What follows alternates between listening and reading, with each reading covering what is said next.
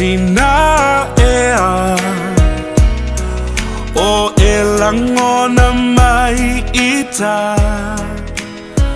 ta fia fo'i atui le ainga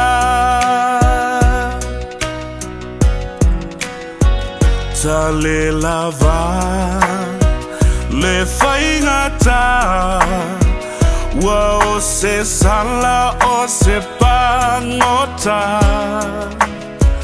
le fia vai atui o fallinga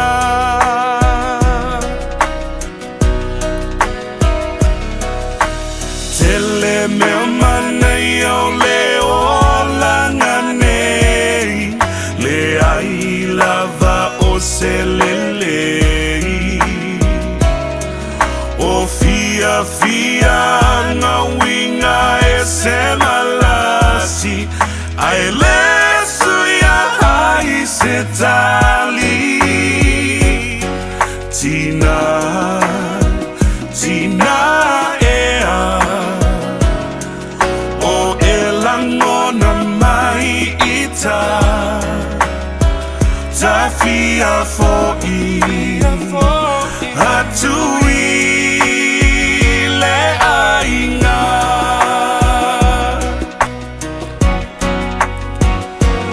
anga fou i leva ai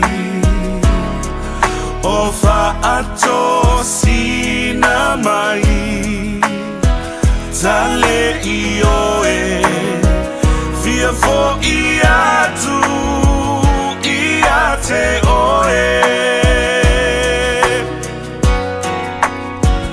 e sua malie i la utofo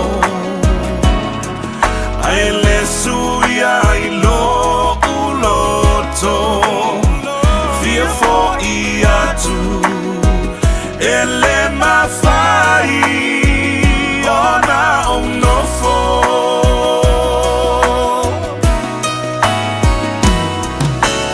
o anitu pe mani o atau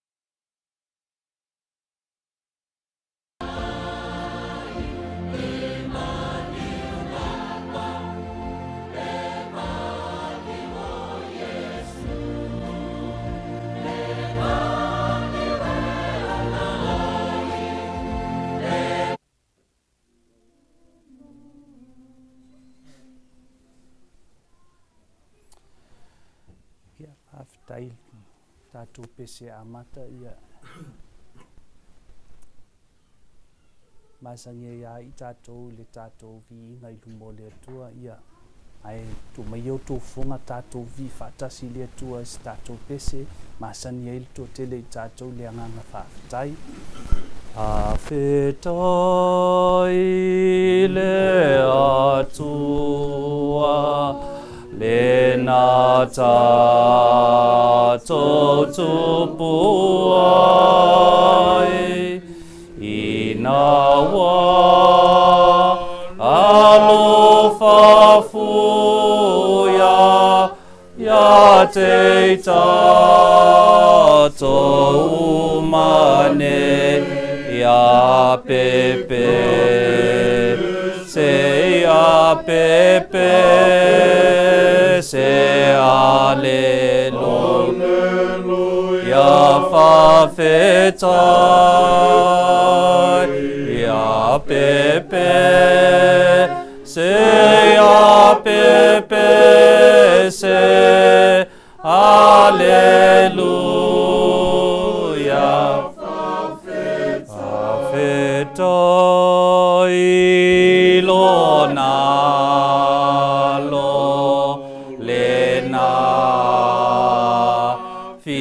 mai lunga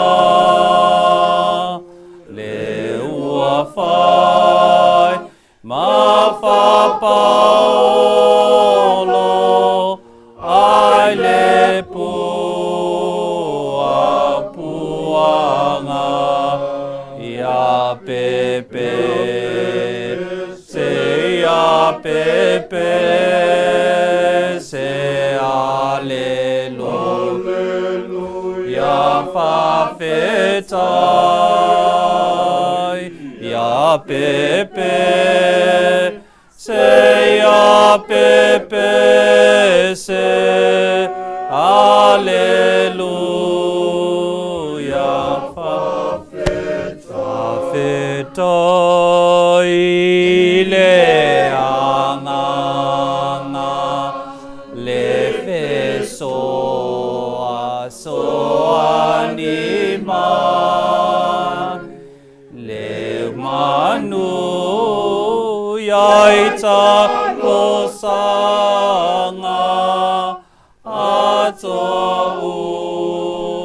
mame e fai a pepe se a pepe se aleluia whawhetai ia pepe se ia pepe se aleluia whawhetai le tolo mātou tamai I le neia fia fio poto ai mātou lau whanau whatasi ma le tamama le nofo alu mātou ainga ai le I tonginga le upenga la mātou whainga taulanga e mumua lava ona mātou whatu lou ma mātou whamaulalu a vea I mātou e whai masui o le tina neilu mo lau fio mātou te ifo ma mātou tangi atu ai lau whamanga longa I o mātou si se mo mātou waiwainga I a nesi koi le te leo taingu whai o mātou loto ai tuku lo ngangalo le tuai le mariu whalawa au lo walo I lunga le kolusi na tuai se so ai le langi ma le lalo langi na maua ai ai mātou le awanoa mātou te toi whatasi ma lau wafio le ale tangi a lo walo lo mātou wali o Yesu I lunga le kolusi mo I mātou mātou te whātu ese ma mātou tangi atuai le nei taimi ma le nei tu lai lau whaamangalonga ia maua ia I mātou le nei whaamangalonga mai le anganga pai ia ma ia mua I la mātou whai ngā taulanga whale ainga I le nei a fiafi le ala mātou te talo le tua ia whātasi mai ona o le mea lofa na e fōa ia I mātou I le nei taimi ma le nei tu la mātou te toi momoli atu le anganga whawhetai le nei mea alofa e ale le soifua po le olo le tina I a Maleka mātou te talo ai le atua ia e lofa mai e whātasi mai whāmanuia ma soani mai ia mātou tau ave le lotu whātuatua ia le nei a venga whaingata ia e mai se foi ono o lo wala au pa ia o la mātou o le ngalea mātou tangi atuai e mai se ai foi le whautua talo le tinapa ia lo mātou oli o Yesu Keriso ala atu ia le tasi le tua e o le whaavavau lava. Amen. Ia le ainga o le tua ia me siusiu tātou a inga i le nei aso ia o le nei avanoa o le a tātou whaalongolongo i nai moli mau ia po o ni ai pesifo i moli ai le anganga whaafetai la tātou whainga taulanga.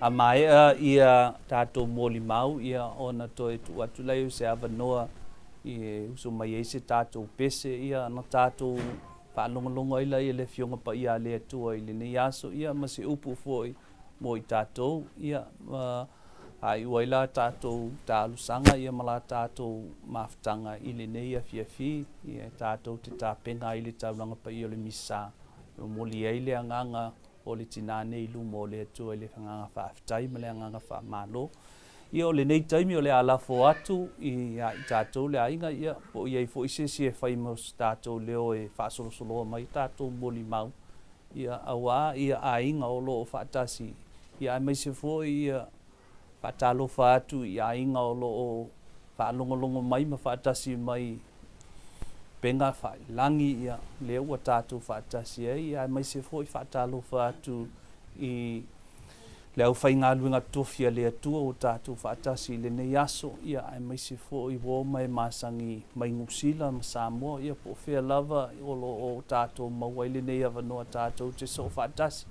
tātou ka langa whaatasi ia le anganga whaafitai ia ma le anganga whamalo i lo tātou tapau ono le nei avanoa ua tu wina mai ai tātou whale ainga ia la ala fuatu ia te utou ia o ai se si e whaasoloa mai o tātou moli mau. I le nei taimi ma le nei tū la ia a mai a tātou moli mau ia na to e lafu mai la ia whaauau le tātou sauninga o le nei afiafi whaafitai.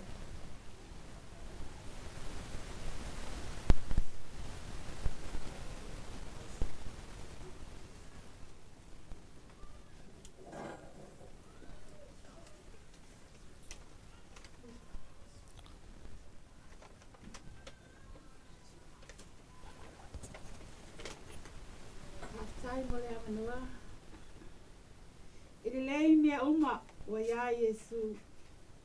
A whatasi mai oia o te while mu. So se ngā luenga, pule oe lo matai, o te loto atu, whili mai. O upu tau mā maia sa versi u leo, lona whawhine i nā whanua. Wa ia le pāo fōlaunga, sua le tuli o wale li o ainga. Le ftoa o le wha moe moe. O wana i o moonga i leo so pele ia Maleta. Mo whai langi lana fōlaunga. O te whata alofa i lawa fionga, Father Molesi. A pēr lawa fionga whalawa au ma le whanau. Sainane uso ma tuangange ma ainga o Maleta. Wo ma e ma sani. A veia lo tangata whata wā. E whai masui o le ainga whalawa au. Se i whai se moli mau. Ma se whati le uso ia Maleta. E tu sa ai ma le matau maftanga le nei larolangi. O loo ingoa, o vai toi whanga ana o lutui. O se tua whawhine ia whalawa au. Ta si iwa walulua, o le tausanga lea na amata mai ai, o na mama futa, ma le uso ia Maleta. Tu sa watolu sifulu iwa nei o tausanga, talu le maftanga ma le uso. Lea watu ua i mātou, ai malanga atu e whātasi malon tamaa. O Maleta, o se tangata alofa.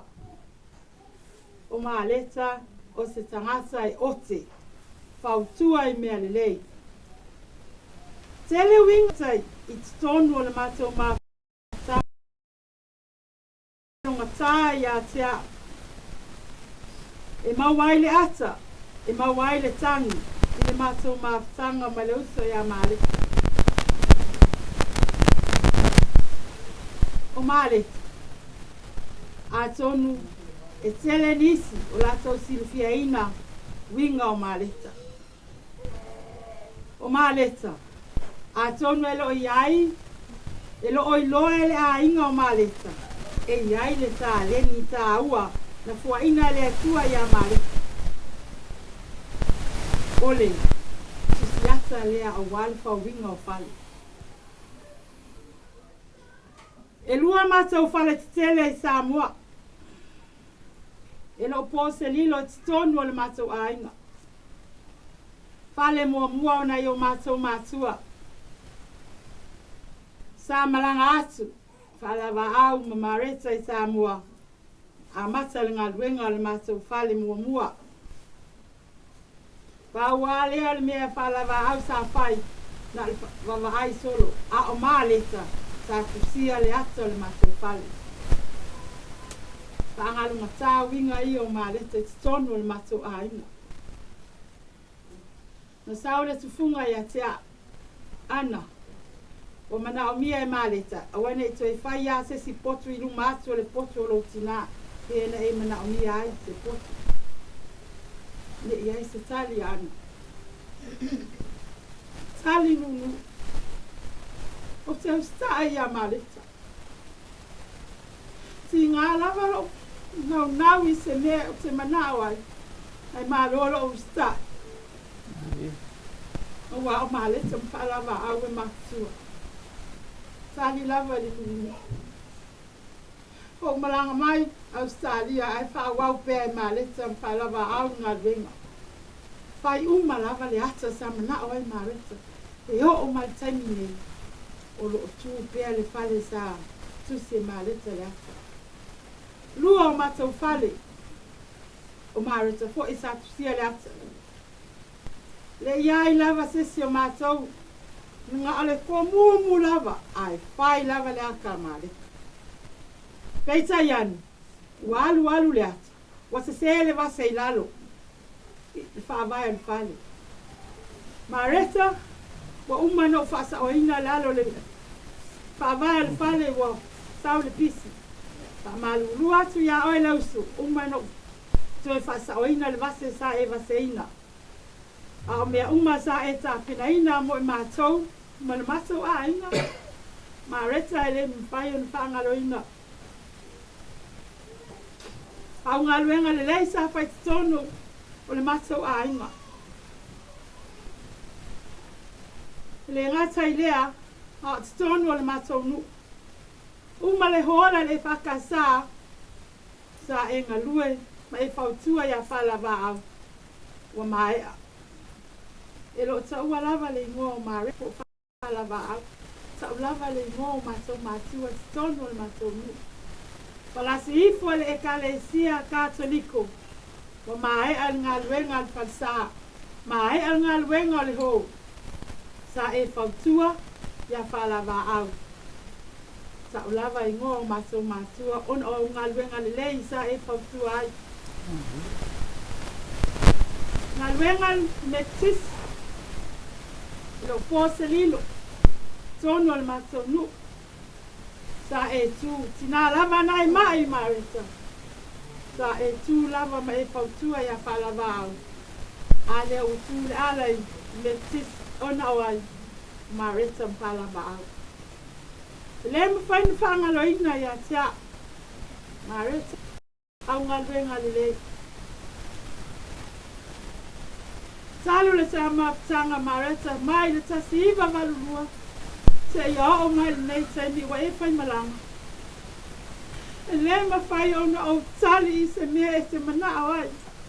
O te tali le ngungu Maleta. Le fatu lewa e tuto ina i tutonu o le tatu a inga.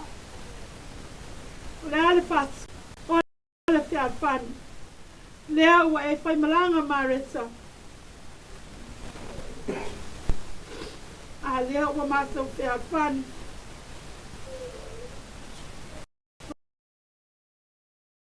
Talo whai Maleta. Wa e le nofo mai ma e toi. Sanga e mai. Ia I mātou nei.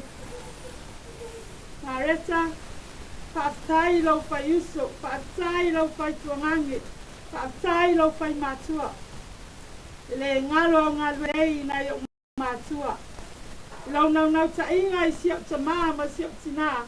Ina ia umilo tau mātanga I tau whale. Ai panga lea. Tasi vai aso. Ai tau fioata ia tea. Ai ua ova ai au ngā luenga le lei. Le ti le tae au. Le vai enga le auli. O le afi. E le me whai ona e malo o lo Marita. Au ngā luenga le lei ia sa e soina e tonu. Matau nei aina. Wa manuia ai. O lua mpalava au. Malwhanau. Lea wa e whai malanga Marita. Awa e tu au ngā luenga le lei sa e whai e tonu al matau nei aina. E momoli atu ai le nganga whatai. Le ainga o Marita. E le ngata o ngā luenga le lei. A ua so o leo whanau. I suafa matai o lo ainga. O nā o le fua o lo walofa. Ia whalawa au. Malau whanau. Whaatai mo mea uma. A tonu paulea o se mol mau. Te leo nisi fo I mol mau. O le a mol mau wina lava. A o winga ia. Whaangalonga tā o Maleta. I le māmaftanga. Manuia lau malanga Mareta. Ia e alo whaatu ia sau. Ai mai se o tātou ainga uma o lo. Whaasa fua Mareta. Manuia lau a whianga patele. Ai mai se o tātou ainga. Soi fua. Ando whaafitai. Pai lava. Ia, la fo atu le nei avanoa mo se sifo I e so tau au ma le tina nei le moli mau matango fie.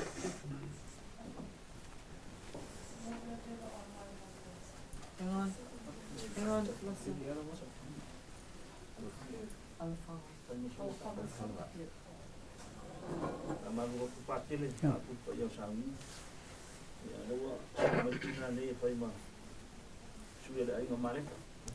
Yang ayah kalau semua pakai on. Dia pakai out. Ya. Semua bumbai.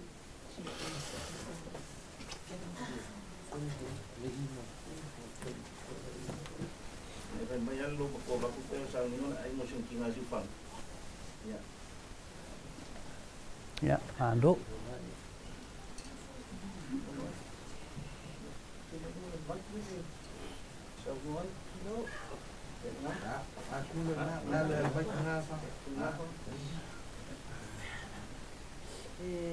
Muli atu le nganga whaatai nei a piapi. Muli awa no foi o tuina mai I nei tina whaatau wa ai whai esina pone mau o le uso I a Maleta. Ia o le tu nei o le ainga tina o Maleta. Whai atu esina pone pau fo I la mātou mātutanga. Whaatai ei le atua ina ua whaatea. In parte te e se ine mātou o tele koe te awa o ngā māmo I mātou. E whaafitai ai. Ona o lo nā lofa ma lo nā ngalei. O la mātou wāwhitanga mai tina I a Maleta. E pei lawa I mātou o se uso. Na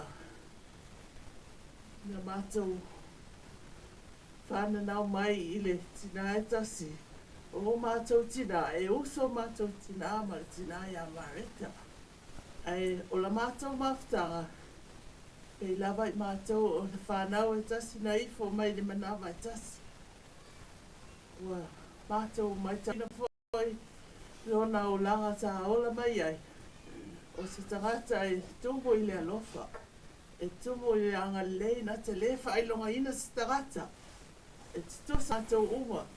Ta o oso tuangane e o lava ia mātou whanau e whialo whani o le whatu lea ma le na tuina mai e le atua e titoina I titono o mātou wāinga a mawai atu mātou a whapea na whasolo atu ia mātou whanau e lava I lātou o le whanau e tasi mātou te whaftai ai le atua ona o ngā luenga le lei sa whaia e Maleta tono o le mātou nei a inga. E whawhai ai Maleta o oe o se tina e le lei, o oe o se tina e wha maoni, o oe o se tina e tumo i le alofa.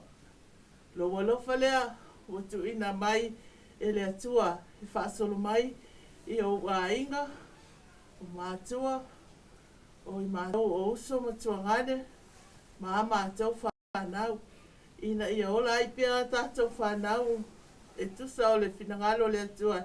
Ina ia whasolo atu ia tātou whanau le alofa ma le whetausia i ma le whiarwhani. O la o moli maui i le tidai a Maleta. E pei lava o le uso moni. O le uso moni le alofa lea na te toina i tono o mātou a inga. Mātou te mamori ai le whakataitiela ia te oe le uso Maleta. E ui lava ina ua. Na ngona le mawhatia ma le whanau noa. Ona o le finangalo le atua e le esesi. E tu matite e atu. Whaia pelo na finangalo alofa. A ua e fio atu. I le a fio mai o no tātou li i whaola. A ua tu ua ia i mātou. O le alofa. Mātou te maua ai le whiano whai. Ma le whiano whani. O sa umoni mau pupu lea. Ia. Whamanuia le atua. I lau sunga al pātele. Ia ai mai se foi o le mamalu o le tātou a inga wa o fia leia fiafi. Ia whamanuia le atua ia i tātou ia maua te bea i tātou le mawhanawhana o lona anganga i tono ia te i tātou. Ia ola umoni mau lea whaftai lava ma le avanoa. Malo, whaftai lava. Tai atu o tina. Whai lava lo fonga ma fonga tau moli fo i o si o tātou a inga. Ia.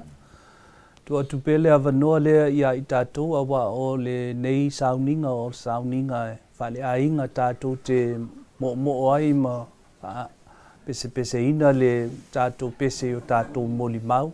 Awa le aso atai au e le na e le maua le avanoa i moli mau na o le tamafo i. Ia, la fo atu le tina, whaftai. Ia, e le sua whamanu o Yesu Keriso. Le whaao le kalesia. O te moa i whatalo whatuai. Lau a whionga tele. Ia, whaapia fōi. Ia maa o lui, whaiona whatua.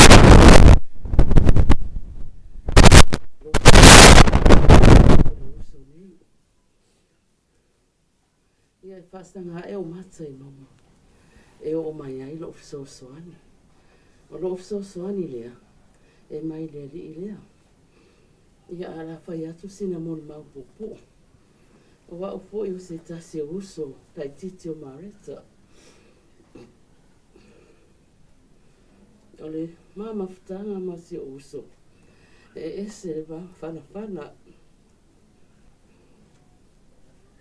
No mai Maleta i nei le. I nei Australia. Wha au mai. Le whanau. Ai mātou nofo i New Zealand. Tō tasi lawa si au tamasai ai.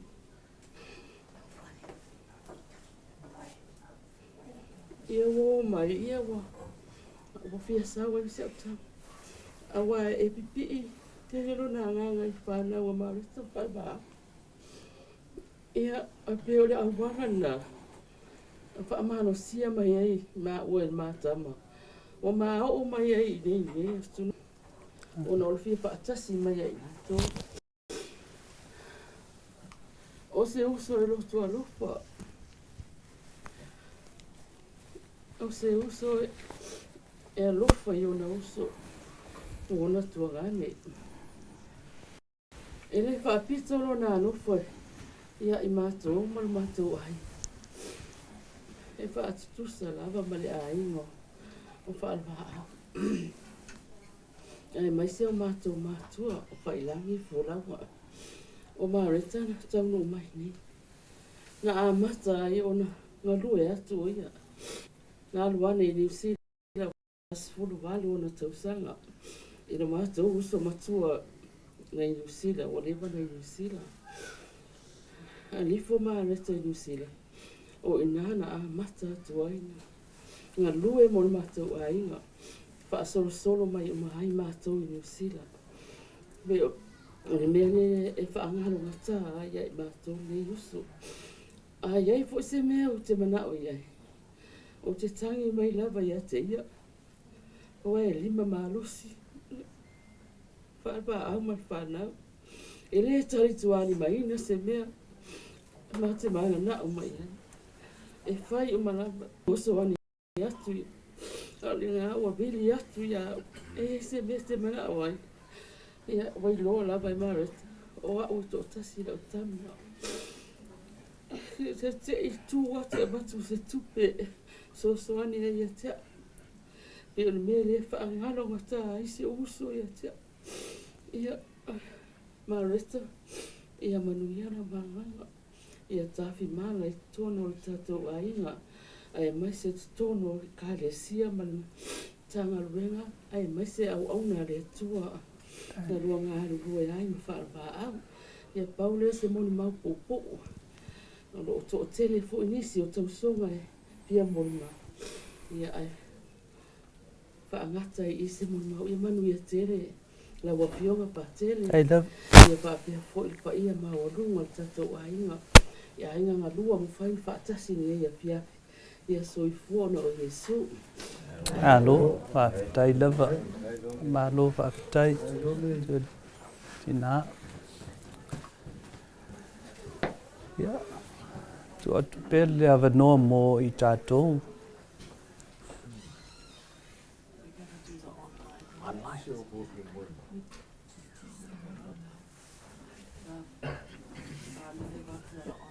Can we hear it from here or no?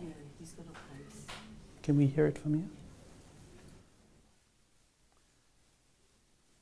Ole nei taihi ole a lafo atu i ngā upenga whaalangi e moli mau. Ia. Ia le tua le mea fiafi ia le fatua uma toa su mo le ainga. Ia wa. La tasa fulu ia mātou. Tasa fulu mini tasa fulu. Ia alpesele. Ia wala fatua i mo Maleta e. Haleluia. E mise fula inga whaapau. Pese masani ia le kālesia katoliko. Amen.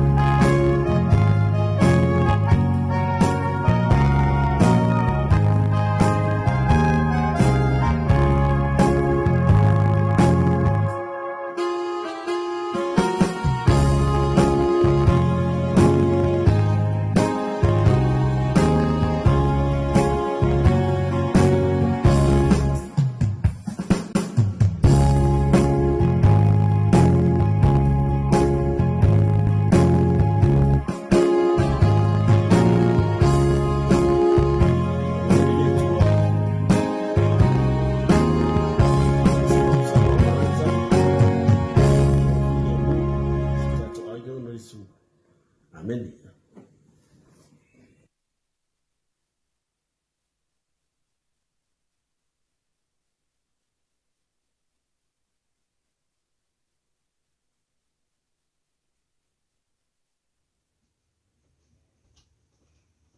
Whaftai, nganga leima le lofo le atua, au lea maile ni aso fōu e whapopo le whaitawina o aso. So I fua ma le ona tātou o nana whanau.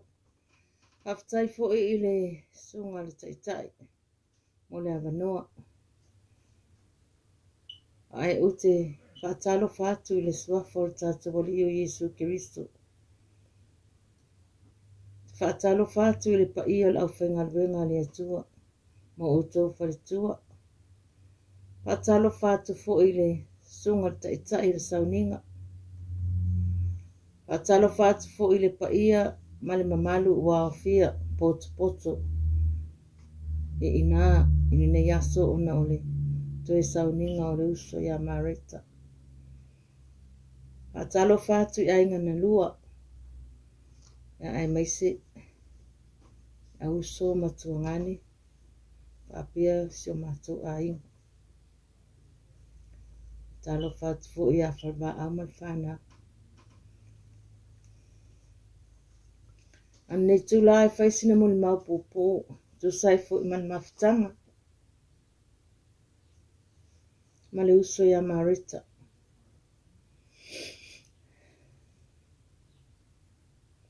O te whaftai le atua I nei tausanga tele. O ia fōa I mo le uso ia Maleta. Ia lewa ma liu Maleta wa ono suma le iwa ona tausanga. Pea.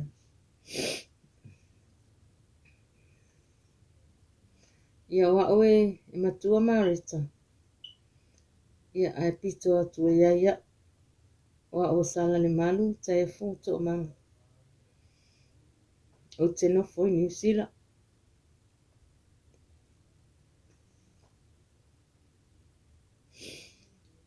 E lawa na whenga sale nei pua o nuina ma ona.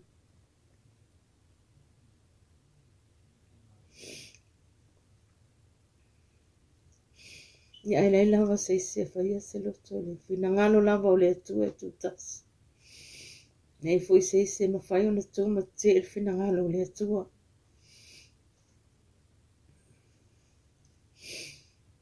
Olma mawhitanga ma se uso.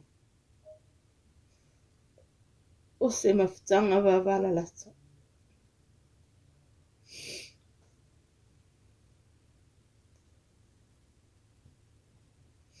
Pea mai sa so ha ma ua ia pito mai e lome. O mātou fu e whai me whātasi a mātou e tō tōlu. Ia pito mai e isi o mātou uso ia Maria. Pea lai ma wala lata le mātou mawhitanga.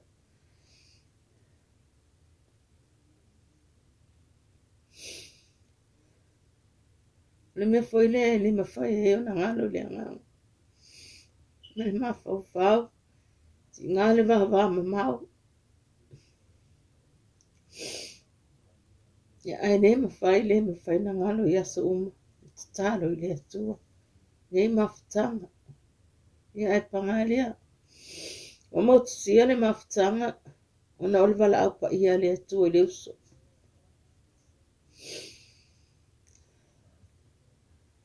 Se mal maula I titi le taimi o mātou la iti. O se tangata I loa umalawa. E uso matatua. E se lo wha amawalunga I lo uso matua. Le ia Maleta.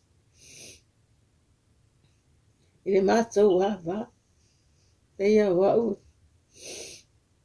Mātou I tala noa ia pea mātou mafuta whaatasi. Ona mātou tali lelea. Ma whai ei tala le vai. Ngane me se apapa. Ma o te whamahonu ngai se uso. Taimi malama mātou te whai esi ni whi au. Pea Maleta li. Whamoe moe iai whi au. Tau singo nei ona mātou te ila iti. A matua mātou tafa. E alua mare tama afisi atu tamititi. Vaenga ia laiti. Pe fafa atu tamititi. Ai lai mātou te oa mātou ia. Mātou te rekia ia marita. O ia se tangata. Ka moi moi ia iso mātou ainga. Nyaso mātou laiti. Pe ngai au ia. Mali tau singa o tamiti laiti. Mali whainga o whi au tutono le ainga. A mātou wofo I uta. Ia. E se lo wha mawalunga I se uso. A mea umalama o te whainga. O la o te manatua o te matua iai. I lea ia se upupo se tala. E whai mai. Pere ale tele o hata me e whai ai. He lea taitai ao na tali mai. Pe tanga o fo e fasisisi. Mo I mātou I la iti. Ina ua mātou vala vala. Mātou nofo I Samoa nofo atu ia I nei New Zealand. Ia o se mafutanga o mawhanawhana. Ia e ua toi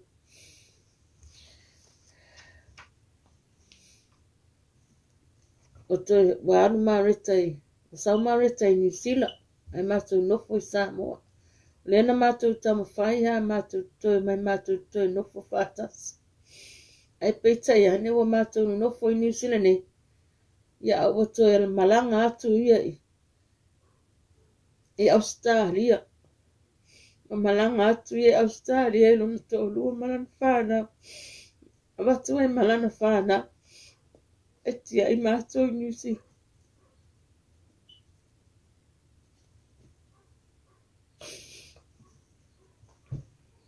Pe ia o ia lena.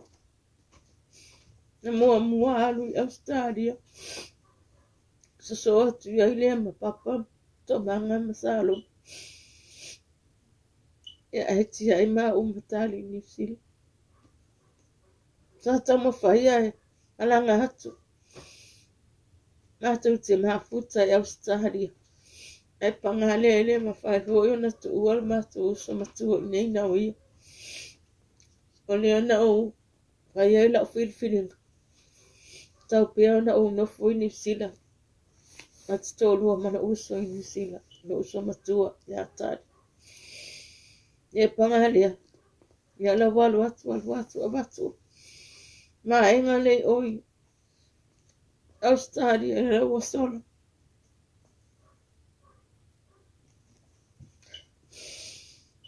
Mareta.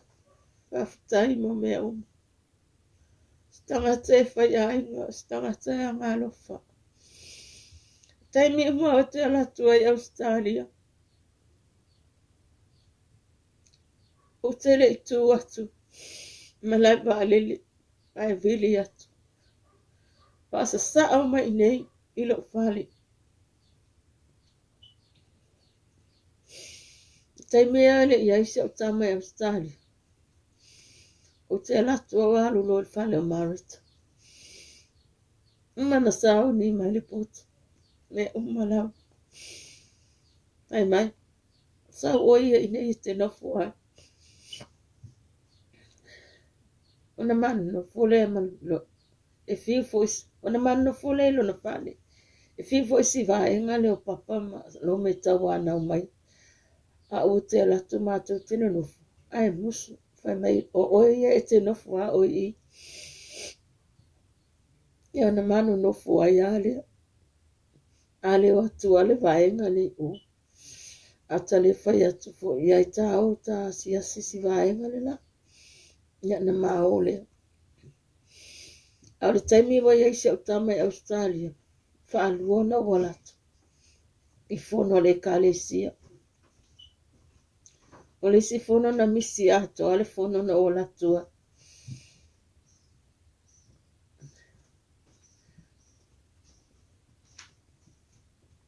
O latu. I fosi au tama I whaatalia. O le aso ana o tau no o tuai. Pau na o le aso, na o le tasi le tūla, na o iai le whale o se utama, o ata. Ona, na o le o marita, na vili atu, o mai loa e mai le sala ini, o le whaatali atu le mea ai. Pau la na le aso, na o ho le whale o ata se o le taimi na o sa wai. Na manu nofu ai lo na whale ma mamo moe, mai e te nofu ai i, e te toa e alu ai ni sila, te leto e alu le whale o ata. Ia o lo falai sia utama, na o le alu watu lawa, ma fe e te latu ai e te moe lo whale whai atu ai. Alu ia o e mo moe o tau whale, lo whale.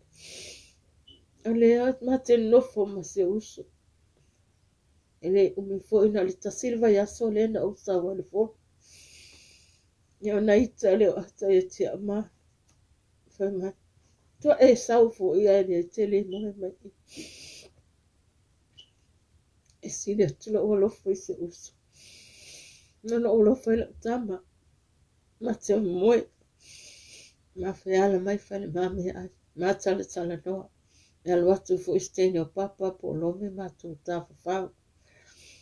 Ma tu mo moe isi po. Le wala tunga muli la le no la tu ele fono.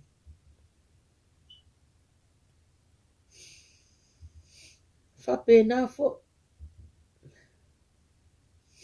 Ola ia tangata ole matu au malanga i le whale o atala ino no fo.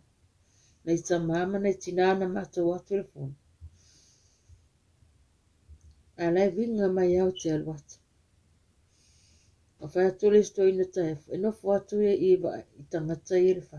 Ai se i walu i o wale o marita. I o malama nei ta mama nei tinana matu o tole kalesi. Nanga laifa. E marita. O whai atu e o ulo te fia no fo i si uso. Le lo pose taimi muli lia e mo ia. Taimi muli ale nana u wa ai ai se uso o malanga mai e. Lo ni sila nei. Ma wha ma vai. Whai mai atia. Sala. Salo mai mono ma.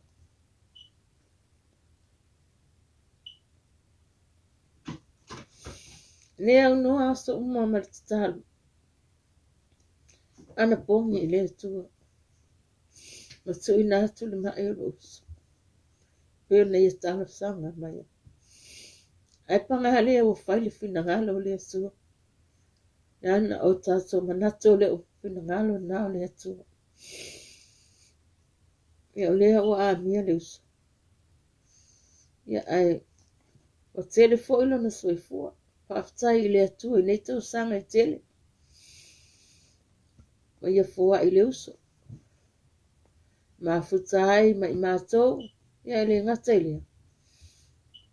O le to alua pele ma le whanau pele ilo nā nganga. O marita. E ese ma le ote. Tono le a inga. Ata alatu fo e ote mai marita o taita. No se wati ngā taringa. Ai mai se ara papa. E ote a marita. Se wati ngā taringa se le ote. Mai afa whiana awa ina i tamaiti. A whiana awa i tamaiti. O marita e lema whaina tu le ote. So o se taimi wa ai solo o na mata i mea i tono lo na a inga. E o lava i stue ino whalwa au. E maa sani le le iai o mātou tangata. Langa sa mātou whaalongo. O mātou wa ai i ai. I le uso. E lema whai o na alu e sistama i titi a sola haiti. Ai le iwa ai marita le whainga le ofo tama titi o i se e vai le selo le ulu. Mea uma whapena e le i ulu whafo atu pe o le lotu. Taimi o le lotu o le meta ua le ia marita o le lotu. Tai au le asa ala po ti ngale to tele o le whanau. Le masepu se ofo stama i titi. A mata mai lava i le ulu se o lalo vai tama i titi. E o lava ia whalwa au. E uma na whaile ofu. tilo Marita po o le mea. Whatu a o le loto. Pe o I se mea. Se vala au lia. O nā e whailoa mai ai se tina le leiti tono le ainga. Oa o le tina o le ola le ainga. E wawa ai mea le lei. E le lei ai lona ainga. E le ngata I tono. Lona loto e whale I tono lona ainga. Ilana whanau mo le tolua. A ole ainga a tua yo na uso moona tua ngani. Whapena ainga uma o le mātou tina. Ma ainga o le mātou tama. E le misi se whala vela. E tau solo mua ia ia. Pai mai, o pai, o le ai whaafea. Ia na whai atu le, o le ale tātou whai mani na ainga. Ona tau mafu whau lea po le ale whai a. Fat ia le aia se whai a e ma maone na whai a. E whai mai, e talo whai, si whanau wa pai, si whanau wa la whai. Nei ua lea na whai le mea lai loto ia. A oia e tu ai. I mea o le mātou ainga ma whaala velawe. O le lima tau matau o le mātou ainga.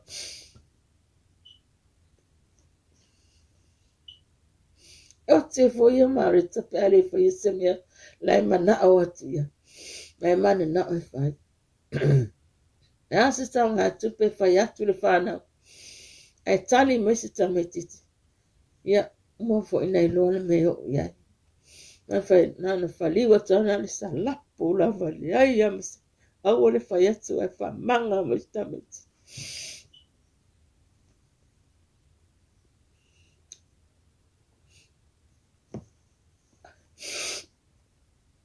Le whai ale mele whai mai ai.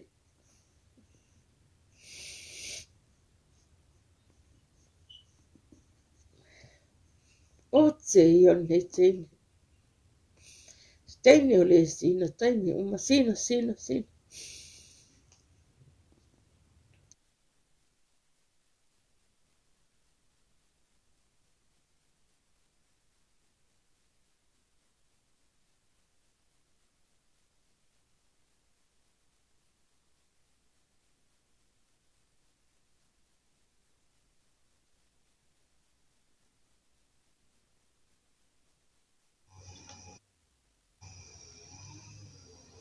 Ia ave ele nei taimi.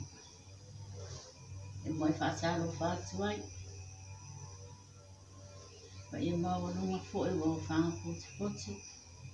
Ie fo e o loo mai mua ma mau mai ma o tia malau. Le awai stone o tatu tapu inga I li aso o na ole. Tui sao ninga le usu ia Maleta. Ai o te whaataia le alofa malanga le i atua. Wa avele ne ia manoa ngata ngofie. Tātou te wheloa iai. Ai mua lava o na o whaatai fwoi pa ia na o whai ngā ruenga. Ai besi fwoi o pa ia mani mamanu na silasi. Mwhai o na mori maubina. Tio sauninga fwoi o si o mātou so pele. Mwhapele o si tana na o ngā ngai.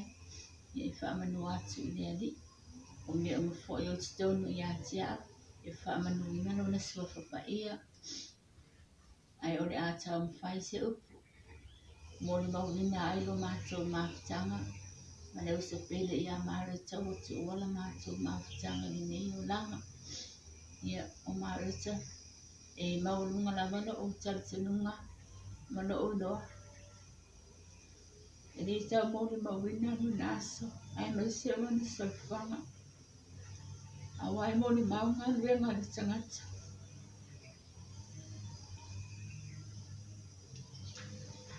Wana lawa ya mama, bye, ale lot. Le amna tuat, le matanga ofi, si o matos. O yelo na di mama le mato fana wana nai mailas. O ye fo ye sangat.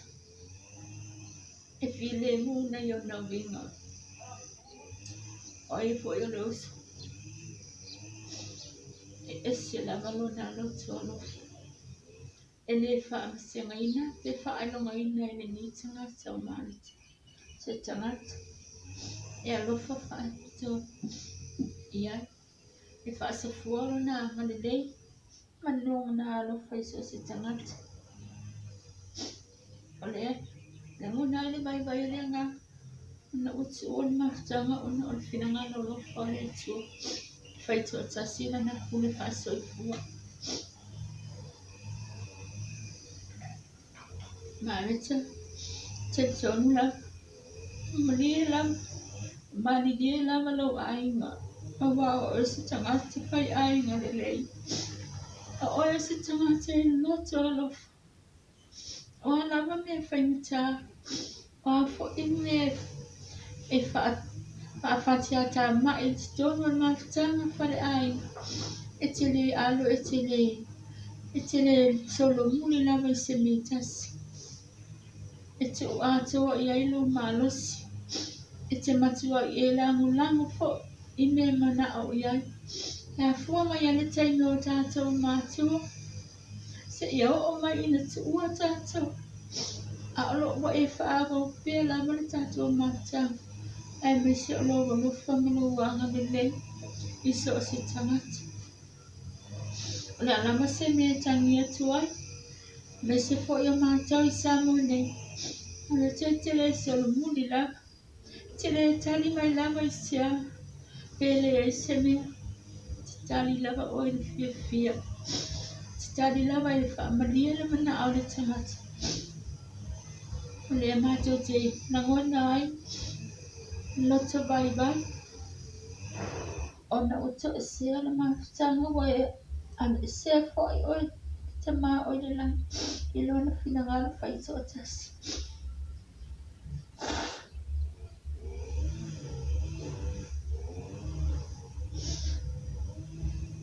Loa so le mawhtanga. Te le fo tausang. E lua mawhtanga. Wale waa au. Mo le mawina lava mananganga fia fia. E hafua mai le taimi le lo mawhtanga. Se ia o mai le toia so lau manau. Pa maa oni le alo fofa le waa au. Mai se fo le whana. Maleta. Te tonu mai anu molo malie. Manatu fo e ulo e anu mali fia fia.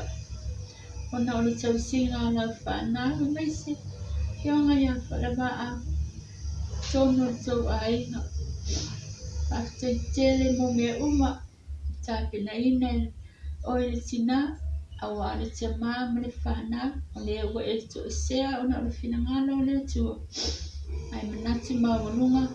Fa awa wina pe whale waa au e maisi le whana. Amu ia oi. Amu ia lava oi Maleta. Wa e anu mautu uma. Nai nau whana. Wa mali mawina fo I le nei asa. Le tupu maola o lau ainga. Awa o moli mawina le to a te. Tupu ola fia fia siau whana. Ona o lau alofa. O lima nga le lei sa tau singa whaafai lele ai ila tau. A lea o tali mai. Oi lava ina le umi le mawhtanga ma le au le whamui mui. Nai whanau miti o lo tupu wae. Ai te tonu o wa e manatu. Wa mawalo fia fia. I le langi o wala au nai o le tua. Aftai mo lau tau singa I siau whanau. Aftai mo mea uma Maleta na e whaia mo lo tātou ainga. Le ngata fo I lo tātou ainga nei. Ai mese fo I le ainga o whale waa au. Aftai mo mea uma lava. Aftai mo whautuanga ni nei. Aftai I lo fia fia e ese lava o winga. Fia fia tau sa fia. Te loto lofa. Te le whaelonga ina se tangata. Te fia fia lava o iso se isi. Le ea nganga. Mori ea nganga whaftai. Whamalo. Ia te oile uso. Whangala malea. Na ngonan whanono na ua ea. Ai te ola mahtanga ia. Te tonu le whailoto lava se tasi. O lo soifua le tua le pule fai te o tasi lo te o soifua e mai se o so mato bola. Se tala lea te tonu le umisi whamtalanga o nei te o tele fo i o tātou tau ainga e mai se o tātou so. Whanau o lo fia monu mawina mai lo wasa. Momo onga le loto le fia pa i atu oe. Ino to i atu marita mo pa mama i atu. Pangale o le tu sai fo i o ni vai tau le soifua. Mato tapo i atu. Na tātou ai. Na fuat. Na waso ia whalaba au mai se po. Onu ai ngana lua. Na ia whapena o na mafutatu ia te oe. Patino le whaamwe moe o lo te ia so marita. O lo whaamwe le umamo oe le uso pele. Alo whangia le tua. Tai whimana no whinga malanga mai te tonu o lau e kalesia. E mese po i o tua ainga. O wo fo i mai masan. Ai mese le pa ia maulunga le au whinga aduema. Alo whanea tua, mawisa unu fuanga mau ili na. Ilu nanga ni nei, tātou wheloa i aisi asa o ilunga. A tatani mai ai mo i mātou. A o mātou tau whai atu le nei o langa. Alo whatele atu, mō tātou mātou pele. Ai mese foi, o so, tuangai. Ai mese foi o taito o lua. Alo whatele atu, marita i lau mananga. Manu i tele lau whainga malanga o so. Le ngalo nava oe. Ilo alofa, malau wangani lei. Tono la tātou mamata. Tau whamarita manu i tele lau malanga.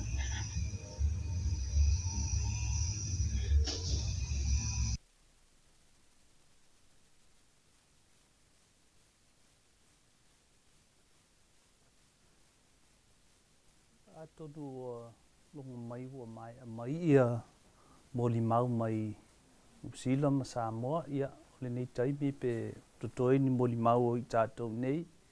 Ia ele i whaawawia la tātou sauninga ia wai o te iloe le maua se awano mo tae ao. Ia le nei taimi mo i tātou whale ainga ia la fo atu le awanoa.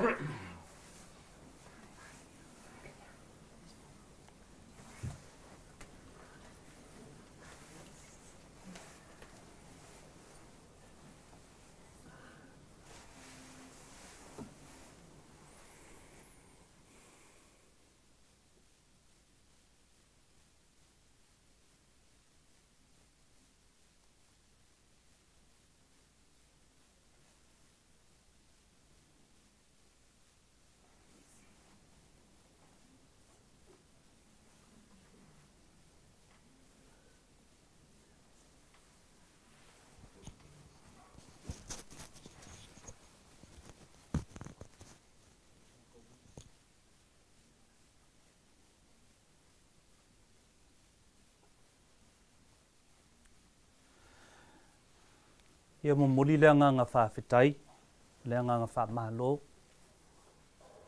I moli mau fo i na tātou whalongolongo i ai. Tātou te sofatasi ai ma o tātou taofi fo i mo tātou manatu. Ia mai se fo i te leo taimi na tātou mafuta ai. Tātou whalongolongo i li nei tina i lana pese. Ma luilu mo le atua, ia mai se tono la tātou ainga.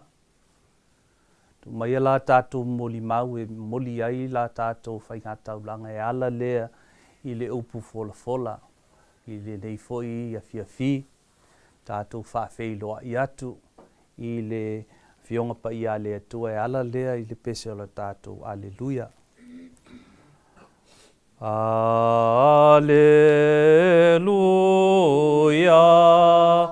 Alleluia.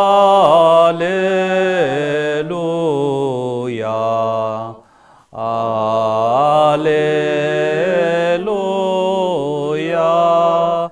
Alleluia.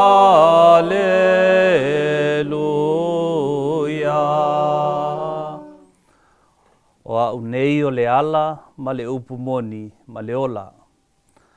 Alleluia.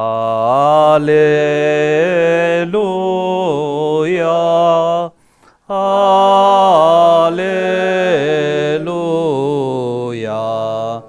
Alleluia.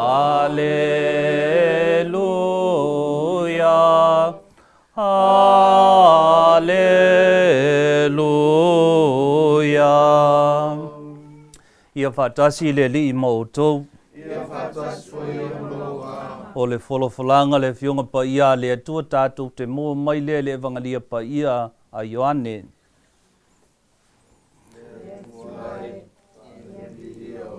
Ioane lona mtau pue se fulu ma le wha, a mata le whaitau le whai upu mua se i wha au atu i le whai upu e ono. O le matua o la tātou whaitaunga, o au nei o le ala ma le upu moni, ma le ola. Whaafonga o le a o whaitawina. Ua whetalai atu Yesu, aua le atu wale o tau loto, ia o tau whaatua i le atua, ia whaatua mai fo i a te au. E tele mea nonofo ai le maota o lo utama, ana le ai, po ua whai atu i a te o tau o te alu, e sa uni se mea nonofo ai o tau. A whai fo i o te alu ma sa uni se mea nonofo ai o tau, o te toe sau, o te talia fo i o tau ia whaatasi maa. Ina ia iai o tau le mea o te iai au. O tau i loa fo i le ala i le mea o te alu iai. Ua whai mai toma i a te ia. Le alie, mātou te iloa le mea e te maliu atu iai. Mātou te mawhaia whapewhea o na iloa o le ala. Ua whetalai atu Yesu i a te ia, o au nei o le ala ma le upu moni ma le ola. E le alu atu lava se tasi le tamā, pe a le ui mai i a te au. Ia tupu ma ia maua le fionga pa ia le atu o tātou whaalongolongo ia i mai le evangalia pa ia a Ioane.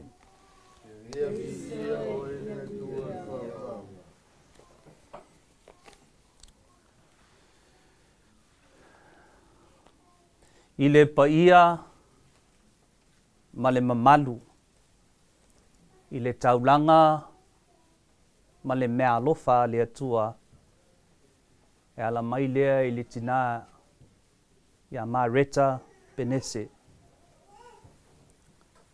Le a fifio o e le tama whaavauvau, whaalava au, le nofo a alo ia Maleta, le sina, to Mangalati, ta efu Juliana, anae Matthew, Daniel, Ilasa, ma Maria, whaapeo to ainga.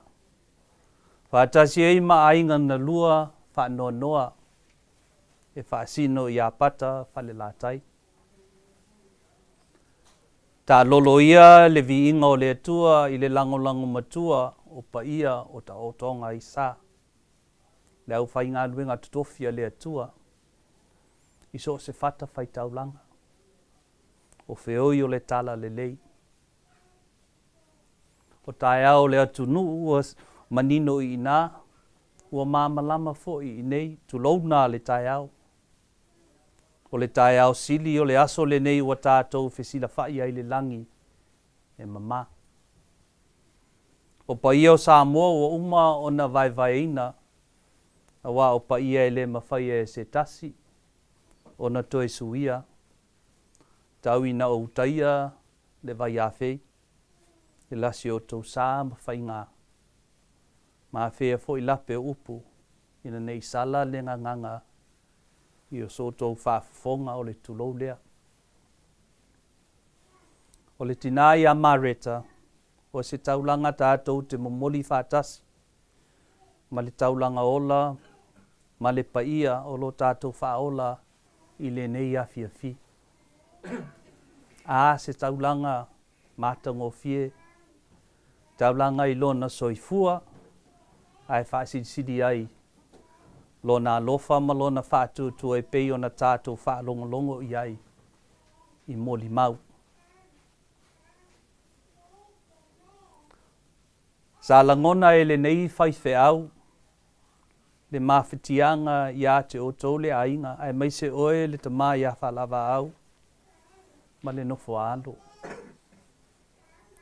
Ua wha manatu mai e Maleta i lona maliu, mea siri o na tāua i le olanga. o ia se tina whaasinoala.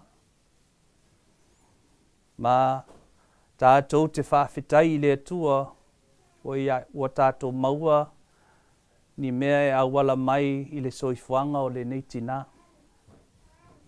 I le anganga whātuatua e mita whae le anganga ona o le pule alofa le atua ua ia fua i mai eise tina.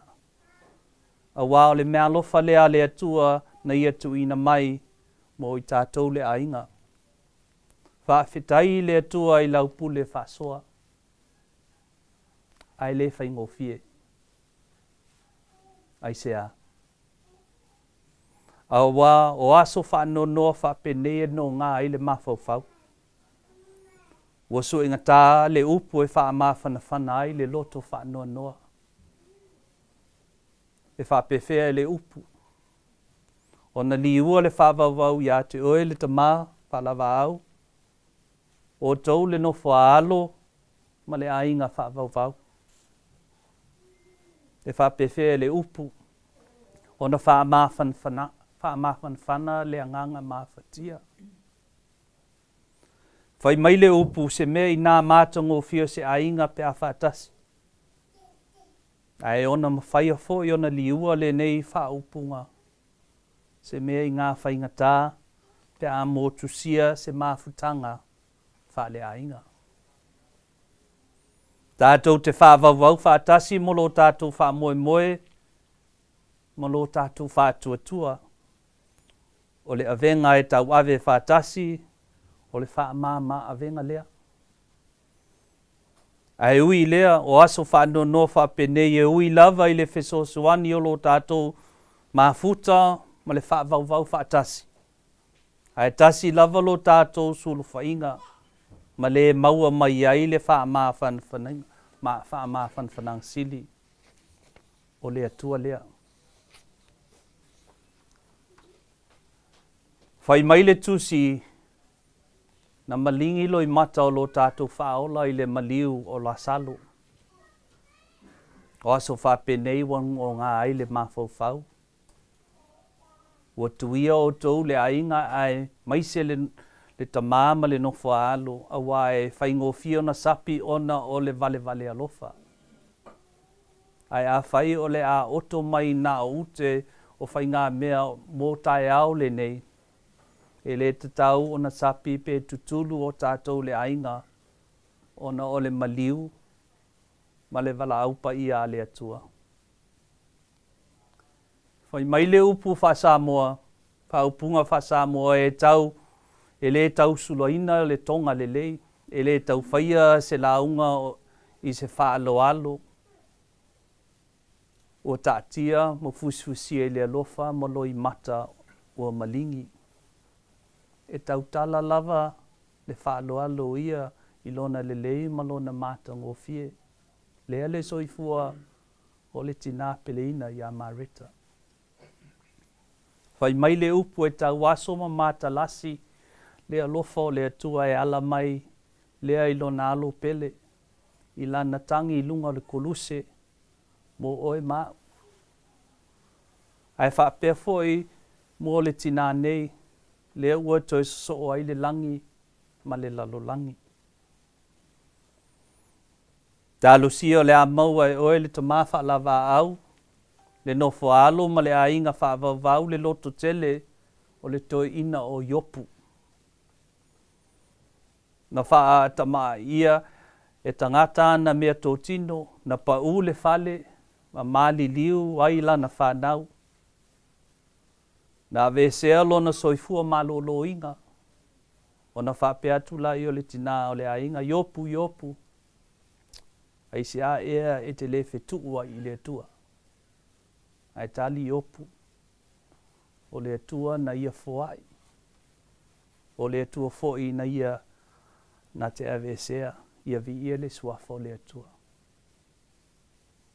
O te talo mai o te tali tono le te talo foi lea. O i tātou uma ua whaatasi le nei aso. Ai whapea ainga i Nusila ma Samoa. Ia whaamawhanawhana le tua i a te oe whalawa au ma le whanau ma le ainga mawhatia ona o le to e se o le tina sa whai ma whatu o si o tātou ainga. A vea lau te talo whawhitai ma lau wha moe moe o le a wha i le alofa ma le lango sua. A le au whai ngā luenga tutofi ma le nu o le atua. Ia mū le taulanga a le tina lea a wā se manuia o tātou ainga wha nonoa. Le Kalesia, Samoa, nei mātai au. Ia tātou mumoli le nei taulanga o le taulanga alofa pa ia. O le taulanga mumoli ei le anganga whawhetai. Ai le iwha iu se leo tu lou, se upu i le nganga Peretania mo le whanau. We gather today as family and as friends to celebrate amidst tears and sadness that befalls on us when someone that we love is taken from us. But more so that of a mother, because it conjures us in us sentiments that wound the heart and make tears fall. Many years ago, my mom passed away in my first year as a priest. And I shared a story with my family that I'd like to give to you guys, to help you on this hard journey of life.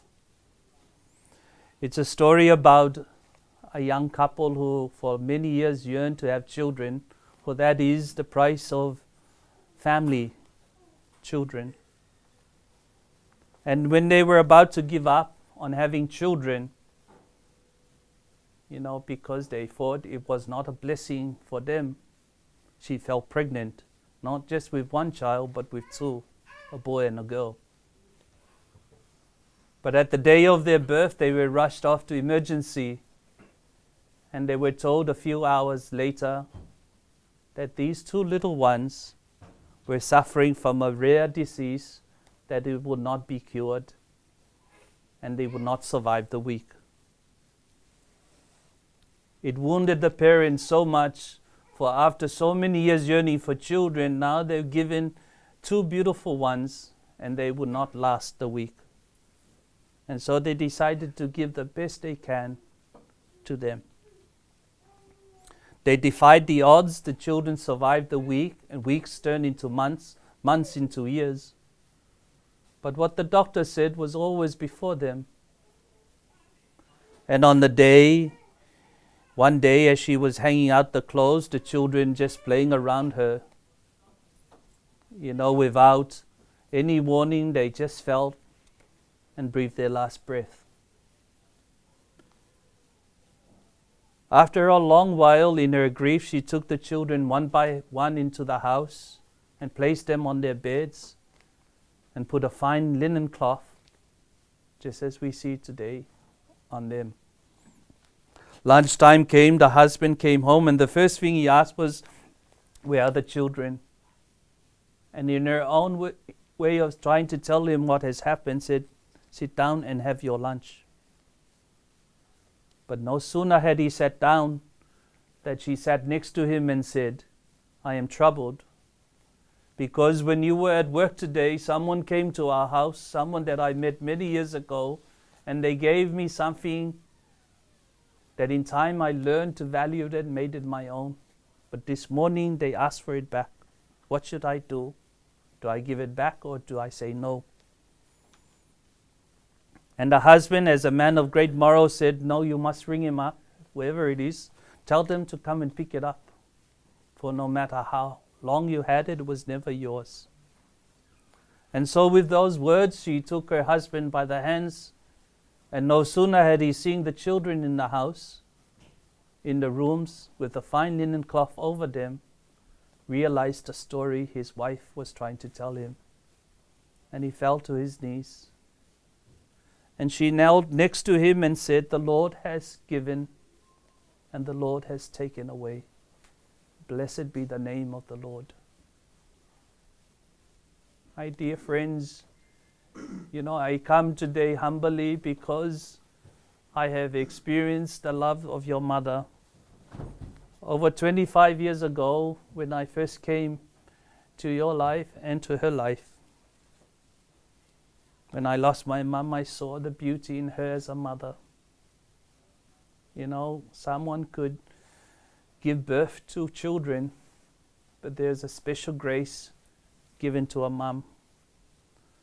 But what always amazes me of what her love for her family, for you, her husband and children. You know, and I know that she fought the best for you guys.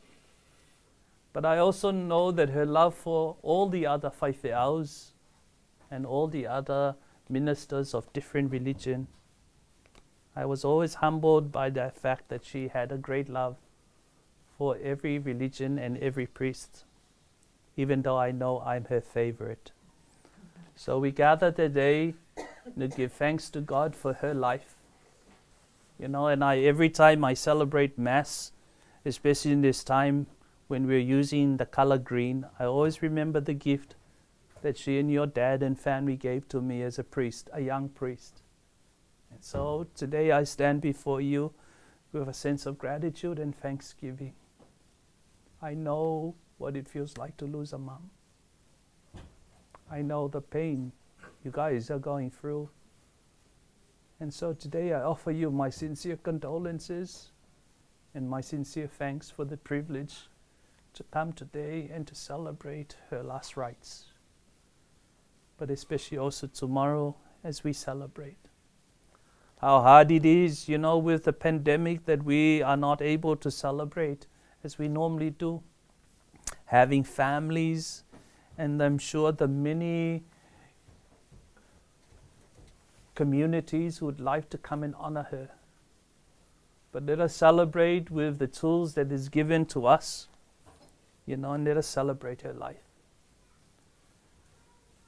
So to you, my dear Whalavau, I offer you my prayers, my sincere thanks for your friendship, but above all for your love that you and your wife has given to me as a priest. And I offer you my prayers, but a continued prayer to remember Maleta before God at Mass, that which she loved of her faith. To you, her children, you know, my prayers and my sincere condolences. As I said, I know what it feels like. Our tomorrows will never be the same when we lose our parents, but especially our mums. Because our mums were the first ones to taught us how to love, how to live. It is our mums that pointed us to God, and it is our mum who we owe so much to in our life. So celebrate her life because she will continue to live on in each and every one of you. Look after your dad. Don't let him get married again. You know, but I pray in a special way that you'll continue to remember and unite as a family. Because, you know, when our mom goes, our family start to do their own things. But I hope that you will always be united as a family, because that is what your mom always wanted and always dreamed of. She was proud of you guys, and she was proud of her family, her many families, as we heard in the eulogies today. So let us offer, you know, in a very special way, a decade of the rosary for her. Tātou mamoli ia se tulou, yo tātou ainga ia mai se foi, leo whai ngā ruenga, i whata whaitaulanga e whia, o le amo moli se vaenga o le losalio, e pei o le whātua tuanga e ka, sio mātou e ka lesia, o le upenga e momoli ai, le anganga whaafetai ia, ma whātunga foi le tina, o le atua le tina o lo tātou whaola, ia mana tua le nei tina.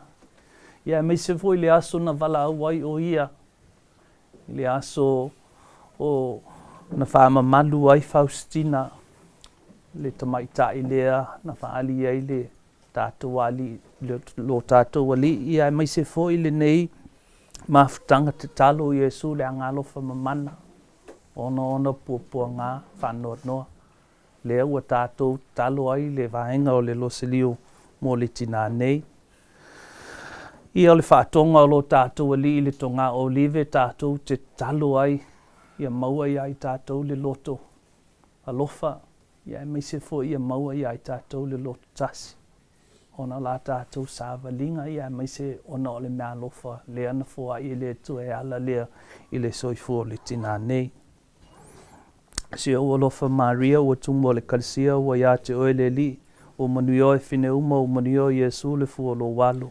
Maria paia e tina le tua e ta se mato ta sa. Iona pone me tua se mato o ti ame. Se o alofa Maria ua tumo o le kalisia ua ia te oe le li, o manuio e fine uma o manuio Yesu le fu o lo walu.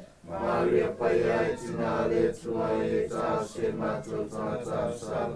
Iona pone me tua se mato o ti ame. Se o alofa Maria ua tumo o le kalisia ua ia te oe le li, o manuio e fine uma o manuio Yesu le fu o lo walu. Maria paia e tina le tua e ta se mato ta sa. Iona pone me tua se mato o ti ame. Se o alofa Maria ua tumo o le kalisia ua ia te oe le li, o manuio e fine uma o manuio Yesu le fu o lo walu. Maria paia e tina le tua e ta se mato ta sa. Iona pone me tua se mato o ti ame. Se o alofa Maria ua tumo o le kalisia ua ia te oe le li, o manuio e fine uma o manuio Yesu le fu o lo walu. Maria paia e tina le tua e ta se mato ta sa. Iona pone me tua se mato o ti ame. Se o alofa Maria ua tumo o le kalisia ua ia te oe le li, o manuio e fine uma o manuio Yesu le fu o lo walu. Maria paia e tina le tua e ta se mato ta sa.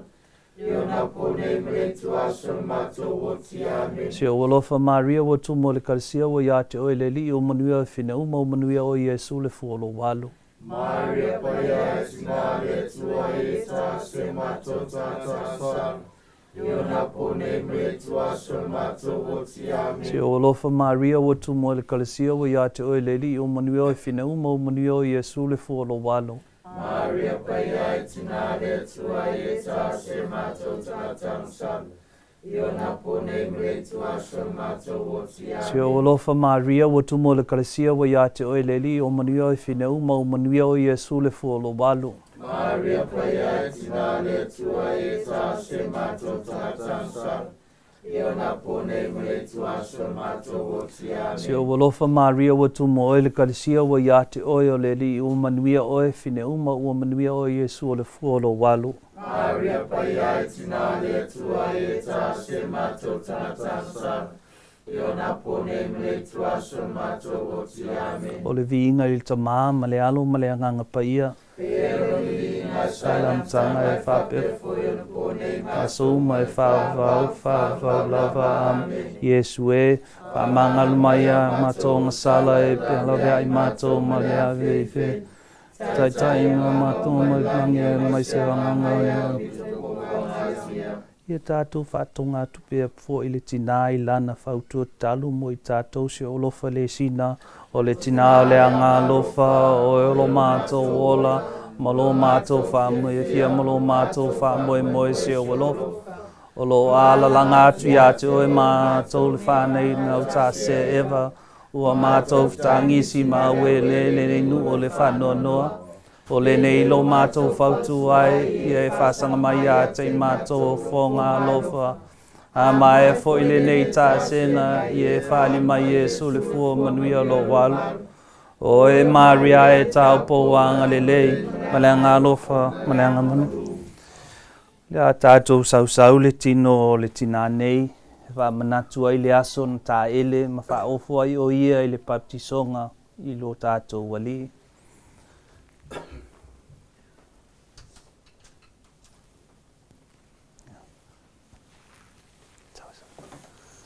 Kala atu le tamā ia ma le nofo alo, eo mai sau le tingo o si o tō tinai le nei vai, wha manatu ai alo whaana, ia e mai se ia le mea na mama mapanoi ai o ia mo i tātou.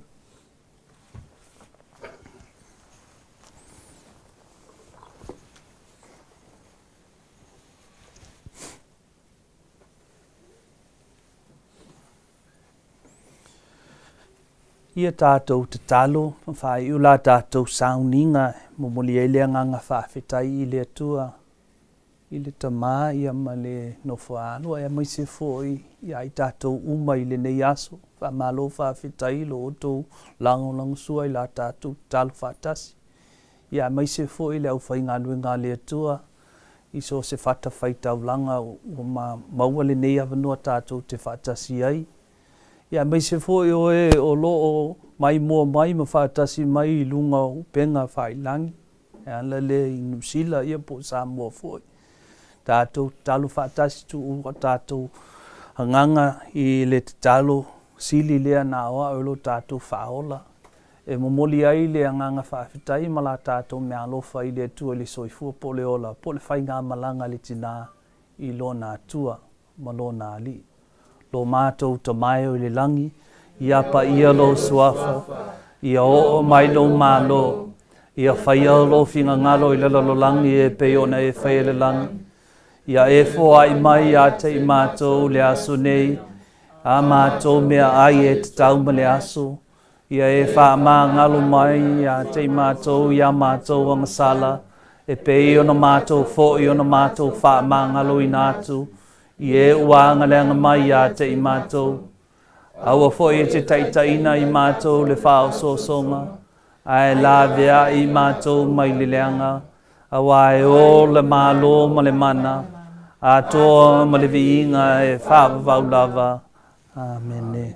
Ia whaatasi le li I mautou. Ia whaifo mai langi le whaamanuianga. Alo tātou watua I le tina nei ma I tātou uma I le suafa o le tamā, ma le alo, ma le anganga pa ia. Ia o te walau atu is tātou pese whai ua I la tātou saunginga wha le ainga, wha mole. Le sina si o Alofa Maria Pai Dina olea alofa Maria Paia Penese via via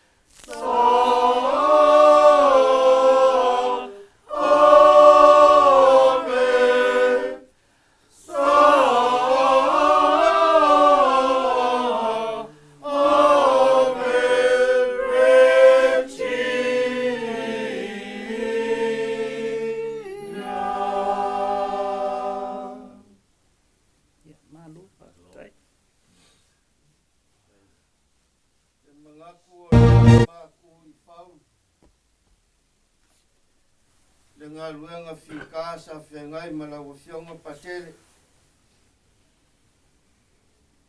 E veia le leo motu pua e whaima, leo tau mori le whionga ia whalawa au, ma le whanau.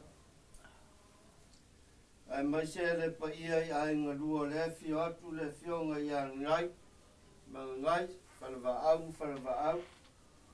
Su aku le sunga le koe inga, le kia kongo koe inga, te lainga ia tumanga. O le upu e opu le so, mai le tangi e opu e, mai maupenga iai se pengi ua mea ma se papa ma, se tusi ai tala anga le olanga o Maleta. Ia manatu le nei aso, leo ua fola I malai, mori mau. E mai se le tala matango fie sa e, sa uno iai la ua whionga patele, ua whai lea ma tala wha mau I lo mato wola. O se upu e pa uu le, a se upu e pa uu I o mato loto e whai ma wha matala, e le mātou o langa whale whatu tua. Sau se taimi, ia, o na watu la ia o se, sisi whamtalanga, a o se nganga whaftai le nei aso, ma le nei taimi le o fionga patele, e le whaingo fie la unga ruenga. O ia un tātou whianga iai matulanga o COVID, ia, awa, au mai lava lo fionga patele, whaatino le ngā ruenga, marsaka la meta o na iai le fifi.